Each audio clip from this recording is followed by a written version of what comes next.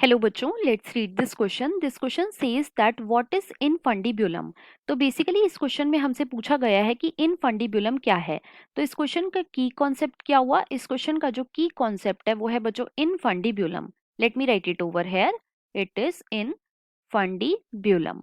Right. सबसे पहले तो देखो, जो ह्यूमन फीमेल्स होती हैं बच्चों, उनके रिप्रोडक्टिव सिस्टम के अंदर कुछ एक्सेसरी डक्ट्स प्रेजेंट होती हैं।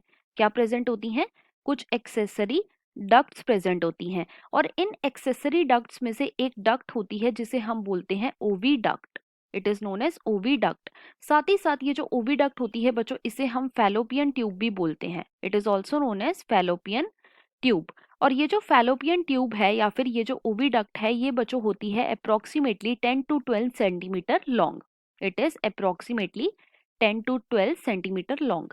अब ये जो ओविडक्ट होती है बच्चों, इसके मेनली 3 पार्ट होते हैं।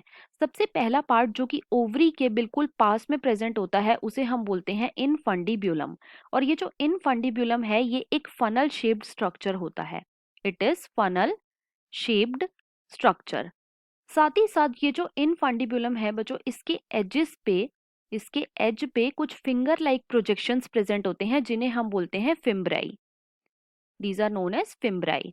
और ये जो फिम्ब्राई होती हैं, ये किस चीज में हेल्प करती हैं? तो बच्चों ये ओवम के कलेक्शन में हेल्प करती हैं। ओवम के कलेक्शन में हेल्प करती हैं। राइट। यहाँ पे मैंने फिम्ब्राई की स्पेलिंग इनकरेक्ट लिख दी है, इसको करेक्ट कर लेते हैं। So it is fimbriae. Right.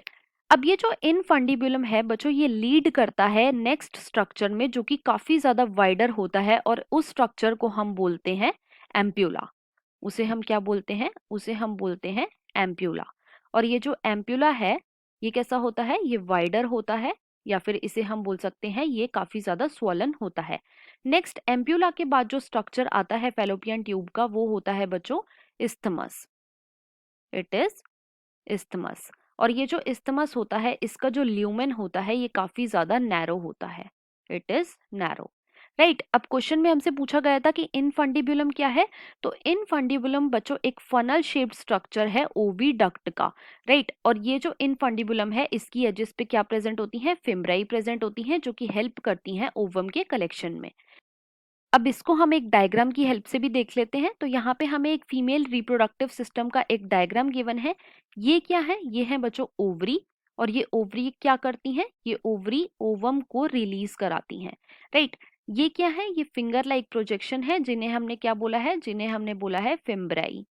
और ये जो फिम्ब्राई होती हैं, ये क्या करती हैं? ये ओवम को कलेक्ट करती है। अब फिम्ब्राई किसकी एज पे प्रेजेंट है? फिम्ब्राई प्रेजेंट है इनफंडिब्युलम की एज पे। इट इज इन फंडिब्युलम, जो कि एक फनल शेप्ड स्ट्रक्चर है। इनफंडिब्युलम किसको लीड करता है? ये लीड करता है बच्चों एम्प्यूला को, जो कि क्या है? जो कि एक वाइडर स्ट्रक्चर है। It is wider. Right. Ampulla के बाद क्या आता है? एम्प्यूला के बाद आता है इस्थमस। तो यहाँ पे हमने फीमेल रिप्रोडक्टिव ऑर्गन में फैलोपियन ट्यूब को देख लिया है। Right. So this was all about infundibulum. I hope you understood it well. Best of luck.